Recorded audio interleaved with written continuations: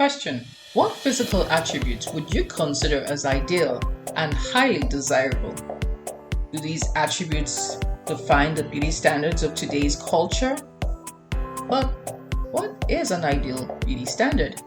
The ideas for the highly desired physical attributes have changed remarkably over the past decades and even centuries.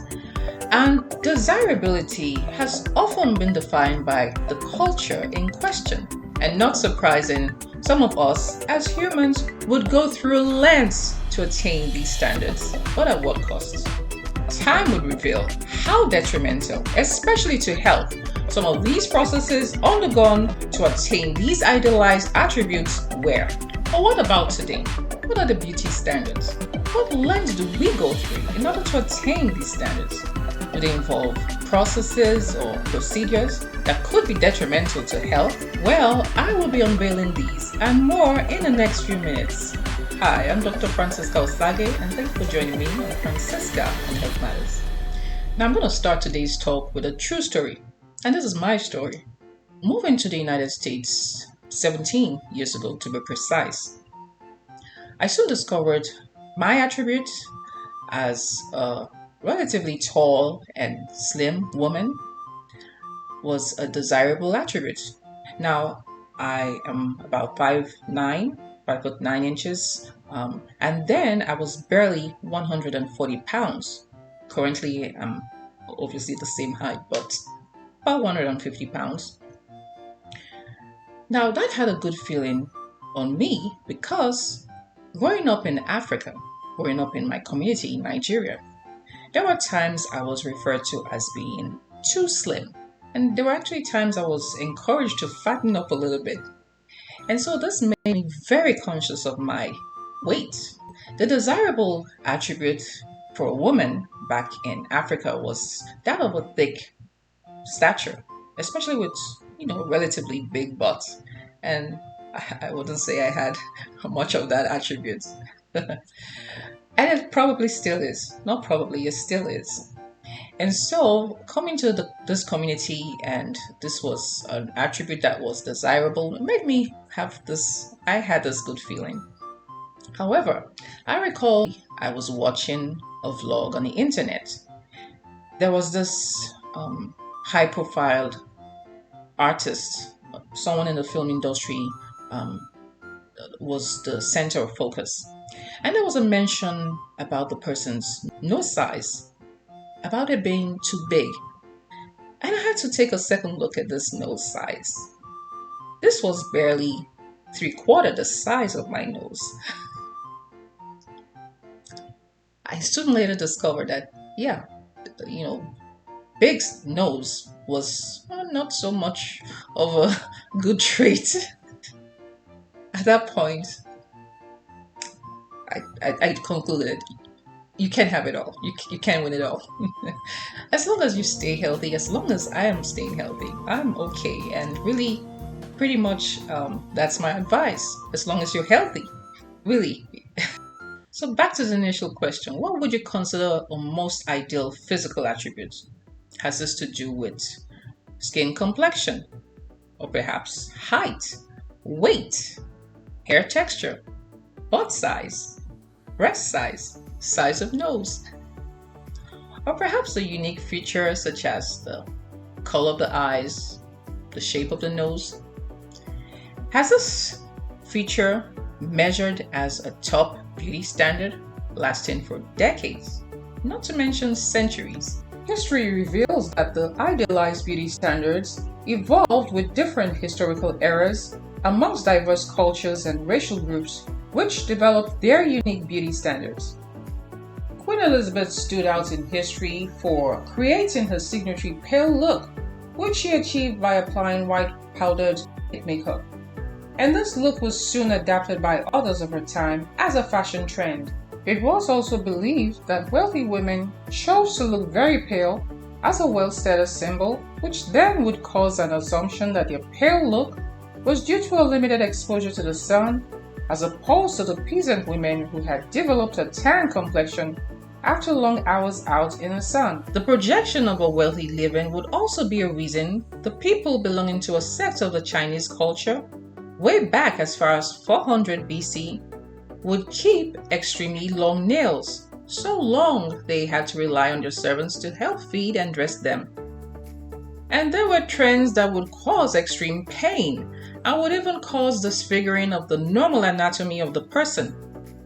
Around the 13th century, the Chinese would develop a trend for tiny feet as a desirable attribute.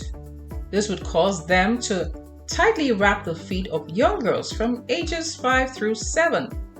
This terrible practice would eventually cause maldevelopment of the feet with disfiguring and disabling features.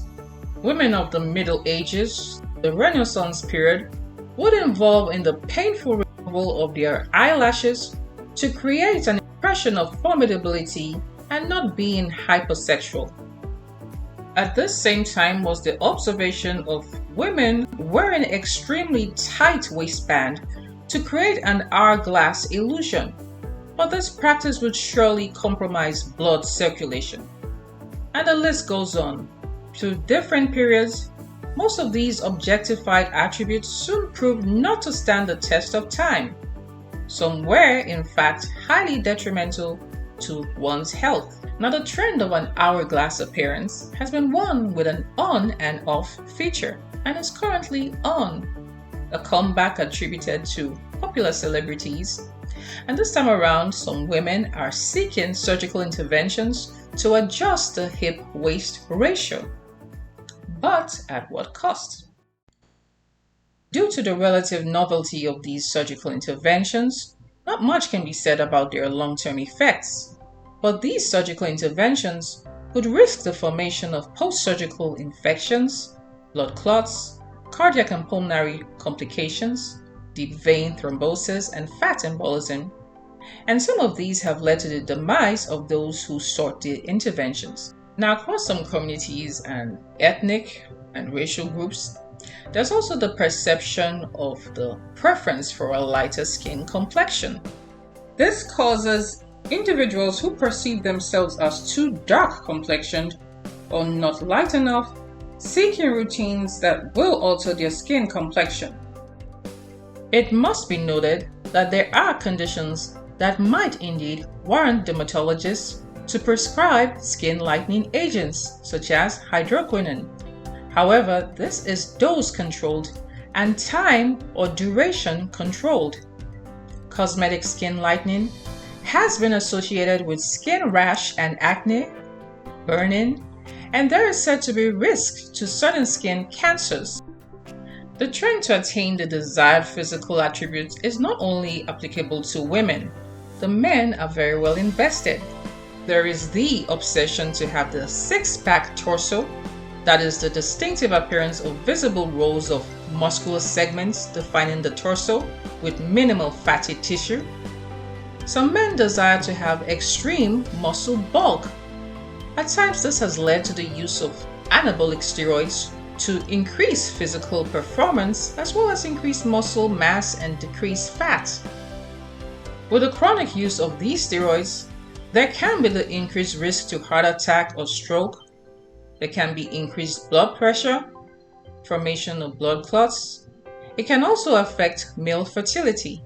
In all of these, we've observed that the ideal beauty standards do evolve depending on the culture, and most times there are personal preferences. For some, regarding female attributes, it might be the preference for the hourglass shape, the heavy set, or the athletic shape. Some might prefer tall, some prefer short. Regarding the male, it might be the preference for tall stature or muscular physique. The obsessive pursuit of these standards might indicate a wanting to be desirable. And it is in my opinion that although the outer appearance might attract desirability, it is the inner, unseen, attractive attributes, whatever that is for every individual, that sustains that desirability. Now, personally, the attribute I'm attracted to most in both males and females is confidence. How about you? Comment below. Again, I hope you found this informative and educative. And if you've had, please subscribe. And I'll see you in the next one.